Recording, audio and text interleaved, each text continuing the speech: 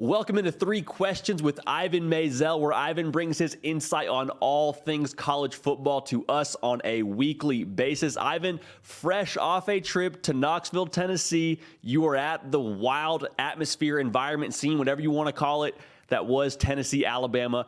We got an Alabama line of questioning for you today, but first I want to ask you, what was that atmosphere like being amongst the crowd of the Tennessee Orange?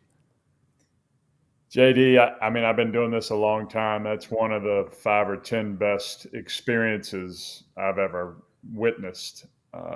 Just to see the sheer amount of joy that exploded when that field goal knuckled through the uprights and then went on and on and on the field for a significant amount of time. Shoot, I came out of the interview room 2 hours after the game, and the workers on the field were posing with what was left of one goalpost. I mean, that, and I'd love to know how many cigars were sold in Knox County last week, because everybody had one. Everybody was smoking a cigar. It was just really cool. They had them ready, too. Like, that was the thing leading up to the game. You could tell everybody on Thursday, Friday was kind of carrying around their cigar in their pocket or on their person, whatever it was. But it was one of those Saturdays, especially in that game, where you just kind of took a step back, for me at least. I mean, watching on my couch from the comfort of my home through the TV screen, just being like, man, this is why we love college football. Moments like this, scenes like this, stories like this, just sort of perfectly put a bow on what was a phenomenal Saturday. So I was very, very jealous, living vicariously through you, having been at that game. But let's shift the focus back to Alabama. What were your impressions of them, being able to see them in person? Well, that's the third time I've seen them, JD, and I saw them win by a fingernail at Texas, win by a fingernail against Texas A&M, and lose by a fingernail Saturday in Knoxville. With Bryce Young, they are a great team. Without Bryce Young, they're kind of ordinary, and they got issues. I mean, we saw them Saturday. They don't have a wide receiver who can stretch the field, which is a weapon they've had for a number of years. They struggle to run the ball between the tackles.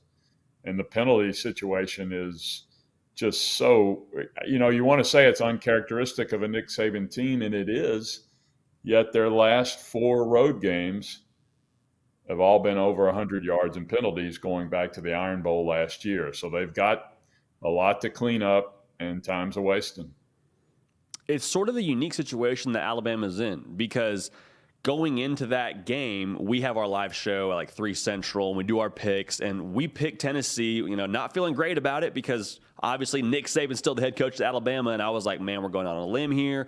We might be one of the few programs that pick them, and then week went on, and Fox is picking them. Other programs are picking them. ESPN's picking them. I mean, most of the game day desk picked them, and I think that just goes to show, like, this is a different kind of feel around this Alabama team. Like, it was an upset, yes, I suppose, on paper, but there was a lot of people that kind of saw this Alabama team look like they were limping into this game, and then ultimately Tennessee was able to feast upon those weaknesses that you just mentioned, or maybe issues is a better word to use. Speaking to those issues, in your mind, how fixable are those? Well, they're fixable, and certainly the penalties are fixable, and granted, on the road is tough, especially with Alabama, because you got 100,000 people hyped up. But, pass interference doesn't have much to do with crowd noise, as Nick Saban has famously said. Jumping off sides on defense doesn't have anything to do with crowd noise.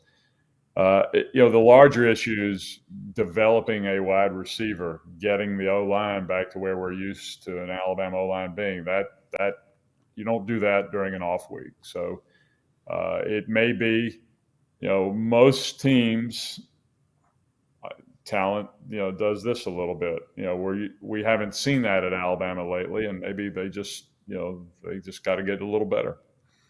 Jermaine Burton was a guy we were all, I think, expecting to have a bigger impact that he's had thus far. Not that he's, been quiet by any stretch of the imagination, but he hasn't really been that alpha wide receiver that, like I said, a lot of us were hoping he would be for that program coming from Georgia. I tell you what, the freshman Isaiah Bond, I know he's young. He's going to have some shine later on in his time in Tuscaloosa, but he is a dude. Like, legitimately fast, can stretch the field. He's a guy that I'm interested to see how much they involve him going forward throughout the rest of the year. Because you said it, stretching the field is going to be a thing for them the rest of the year. And to that point, I mean, this is about the time of year where typically freshmen in Nick Saban's program are allowed to have a little more responsibility. This is about the time of year Will Anderson, I mean, he played from the get-go, but this was about the time of year 2 years ago that he began to figure it out. And maybe we'll see that with Bond. And Ivan, this isn't one of our 3 questions, but we're rolling here. Why is that? Why is it at this point in the year where those freshmen in Nick Saban's program sort of get a little bit more opportunity or more in a rhythm, whatever it may be? Well, college football is it's a huge step up for any freshman, no matter how many stars they have. A, B, you got to get used to going to class and dealing with that, juggling all of that. And C, Alabama offense and defense are not, I mean, they are, several steps up from what all these kids are used to. So, and Saban has obviously high standards. They don't have to play freshmen at Alabama, and until you meet the standards he sets, you're not going to play. There's no lack of options in Tuscaloosa, it seems like, ever. So obviously, put the Tennessee loss behind you, look to the future.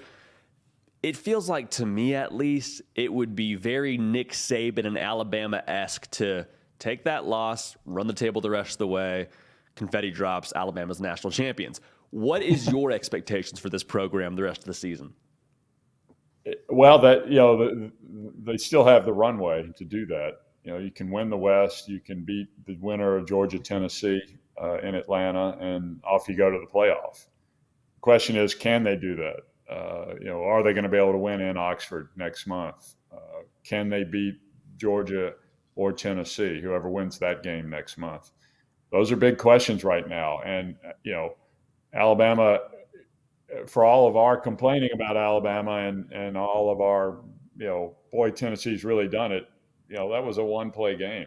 And if Will Reichert makes that field goal, then we're talking about, boy, Alabama's still got it. So they're not that far off, but they're just not playing with the crispness that we are used to from Alabama. Ivan, if we get Tennessee, Alabama Part 2 in Atlanta for the SEC title, I will sell my left arm, sell whatever I need to sell to be able to be in that building. Yeah. No, that'll be a big ticket. And,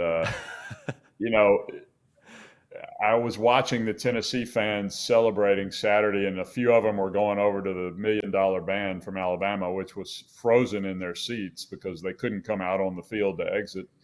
And they were, taking pictures and yelling and taunting them. And I'm thinking, you might see these guys again, and it's not going to be in a stadium where the 102,000 people are on your side. So if it's a neutral field, it'll be a different atmosphere, that's for sure. The way college football works, as you well know, Ivan, it always seems to come back around at some point in time. So be careful how you tread is probably wise advice. Well, nonetheless, Ivan, thank you so much for joining us today, as you always do on a weekly basis. Where are we headed this weekend? We going anywhere? Are we staying home this week?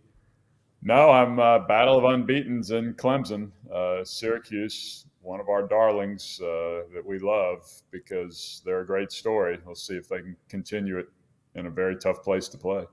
Phenomenal. Well, we'll be back here next week talking about, I'm sure, the madness that is set to ensue in Clemson, South Carolina, with you being there, because you have a history, I think, of like all the games you've been to, but one decided within 30 seconds. Is that still the standing statistic? Yeah, Tennessee, Alabama kept the streak going, so we'll see. There you go. Clemson, Syracuse, the game to be at this week. So we'll be fired up to watch that one for sure. Ivan, as always, thank you so much. Folks, if you haven't yet, subscribe to the channel. Follow Ivan on Twitter. Stay up with every single thing that we're doing here, getting content done like this on a weekly basis. So until then, we will see y'all next time. Ivan, thanks again. Hey, y'all. Thanks so much for watching. Subscribe to the channel here to make sure you don't miss an episode of The Hard Count. Also, be sure to check out other videos on the On3 YouTube channel.